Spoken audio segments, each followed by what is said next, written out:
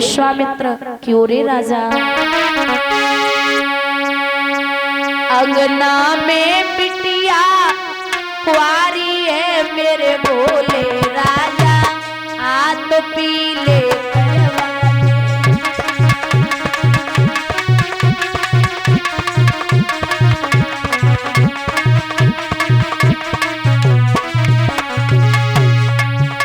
अगना में बिटिया कुआरी है मेरे भोले राजा, आ तो पी ले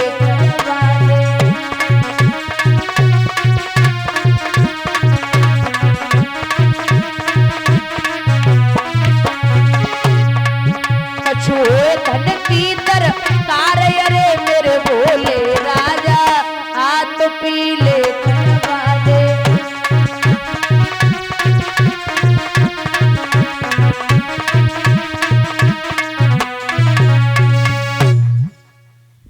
बोले कुछ चाहिए? राजा बोले नाथ हमारे पास यहाँ तो कुछ ना है। बोले सब कुछ है, कुंजी और लगाम है तो उसी का संकल्प कर दे। राजा ने बिना कुछ सोचे समझे महाराज कुंजी और लगाम को संकल्प कियो है, और जब संकल्प कियो तो बोले संकल्प में क्या चाहिए? 60 भार सोना। बुजुर्गों यदुवंश दर्पण में प्रमाण मिलता है कि 60 भार सोना 7200 किले का होता है। 60 भार सोना 7200 किले का होता है। तो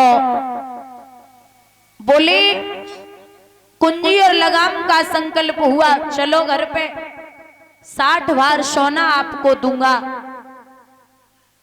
जैसे ही घर पे पहुंचे राजा ने खजांची को इशारा दियो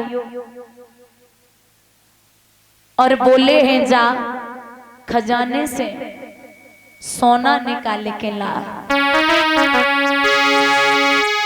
राजा ने खजांची बुलवाओ और आज्ञा दई सोना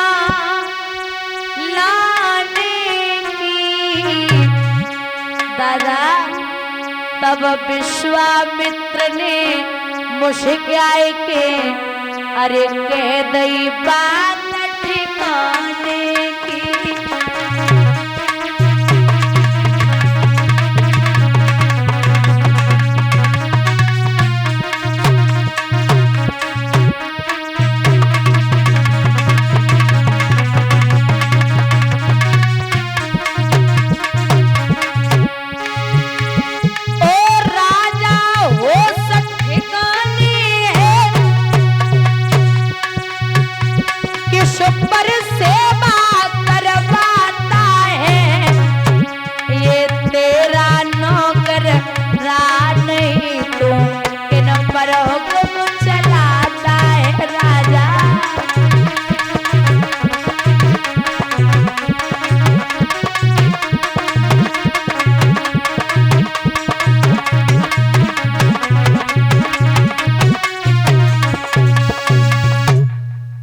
बोले ये तेरा नौकर नहीं है जो तू इस पे हुक्म झाड़े जा रहा है?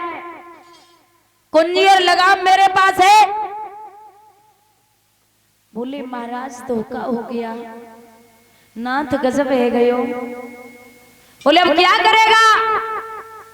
खुद बिक जाऊंगा, पत्नी को बेच दूंगा, पुत्र को बेच दूंगा, लेकिन आपका 60 भार सोना अवश्य चुकाऊंगा, क्योंकि कर्म मैंने किया है तो फल मैं ही भोगूंगा। परीक्षित, लोग कहते हैं कि अगर घर में कोई उल्टा सीधा कर्म कर रहा है या जैसे आपने पाप किए हैं तो सजा बच्चे को मिलेगी या आने वाले पीढ़ी में जो है वो नहीं मिलेगी, लेकिन ये भी सत्य है कि जो कर्म करता है उसका नतीजा उसके सामने जरूर आता है। एक विद्वान कहते हैं कि जैसे एक बाग में फल लगे हों, जैसे आम का फल है और व्यक्ति निकला, अब जैसे ही उसने आम के फल को देखा तो देखा किसने? आंखों ने। आंखों ने देखा लेकिन आंखें जा नहीं सकती, तो गए पैर। अब पैर जा तो सकते हैं लेकिन तोड़ नहीं सकते, तो तोड़ा हाथों ने।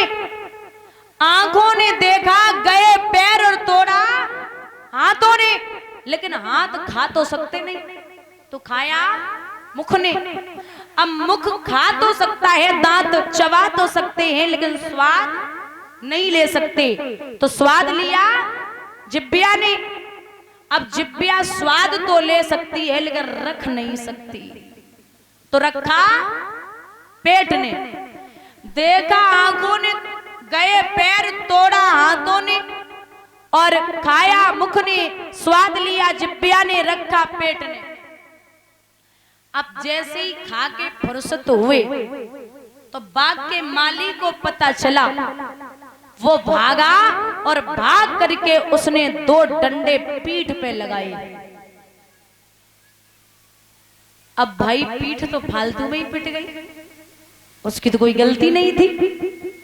लेकिन संत कहते हैं कि आपका उत्तर भी इसी में छिपा है।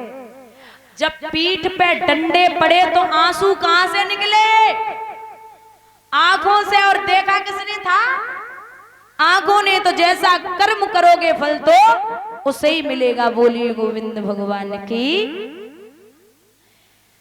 तो कहा है कि महाराज मैं कुछ भी करूं लेकिन आपका 60 भार सोना अवश्य चुकाऊंगा। ए माताओ बात ना करो,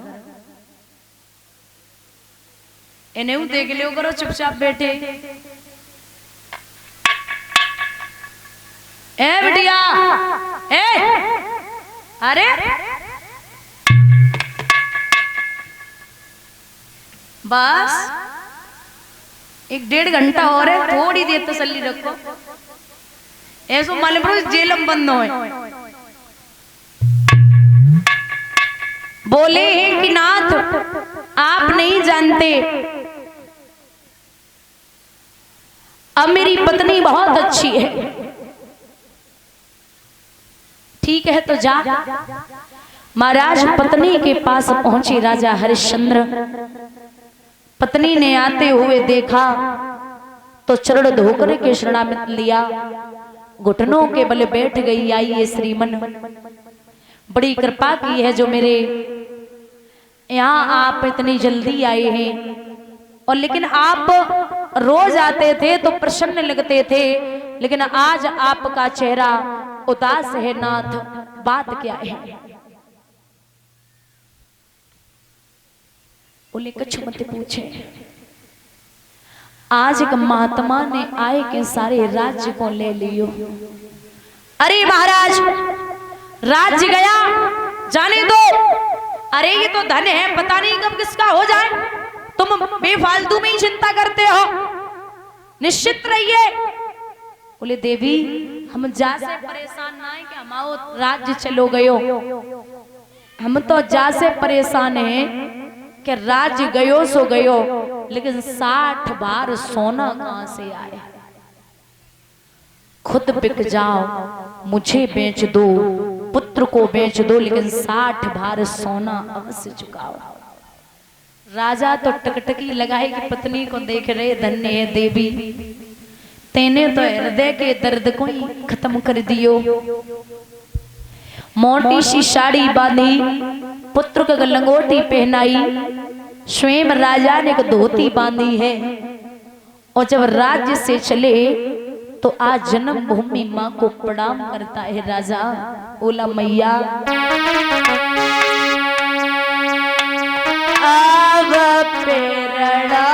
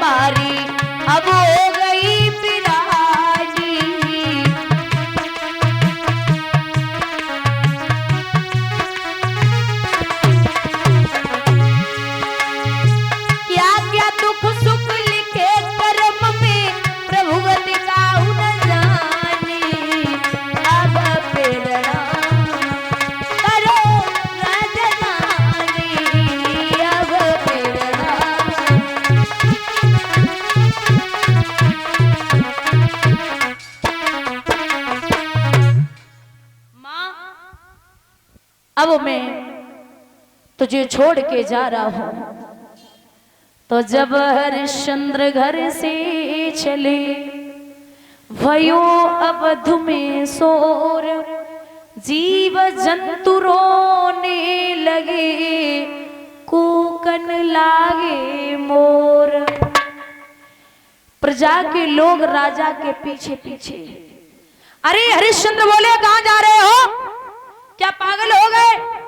रोए के बोले नाथ जहां आप जा रहे हो मुझे भी वहीं ले चलो, मैं नहीं रह पाऊंगा। आपने इस प्रजा को पुत्र के समान पाला है, मैं भला कैसे रह सकता। राजा बोले ये महात्मा है ना, ये आपकी अच्छी सेवा करेंगे, आपका ध्यान रखेंगे। प्रजा के लोग बोले महाराज दिमाग ठीक है, अरे ये महात्मा क्या जाने राजगद्दी को चलाना। संतों का काम होता है भगवान का भजन करना, राजगद्दी ने अच्छी नहीं लगेगी, इसलिए चुपचाप राजगद्दी संभालो, आप कहीं नहीं जा सकते। राजा बोले हमें रोए रोए के मत बुलाओ, जाने दो। महाराज गर्मी का महीना, राजा हरिश्चंद्र का बेटा जब रोहित बेहोश हुआ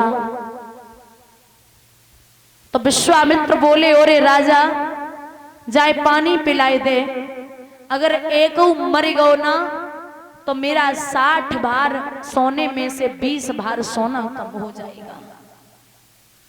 पानी लेके पहुंचे तो रोहित दास लला ने जवाब दियो, आप तो विप्र ज्ञानी है, पानी की यहाँ जरूरत क्या, हम खुद ही पानी पानी है। विश्राम शांति सुखधाम शयन रणधारी लेख नहीं सकते, पानी पीना तो दूर रहा, हम पानी देख नहीं सकते। अगर आपको पानी पिलाना होता तो यहां मुझे लेके कदापि नहीं आते। मैया मुंह के बल जमीन पे गिर पड़ी। राजा बोले धैर्य धारण करो, मुझे काशी में पहुंचना है। आज बोले हैं विश्वामित्र कि ओरे राजा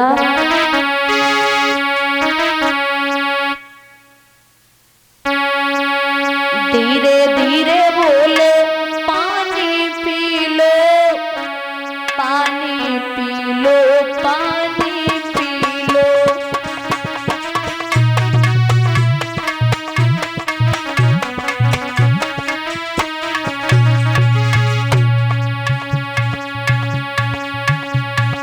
धीरे धीरे बोले पानी पी लो, पानी पी लो, पानी पी लो।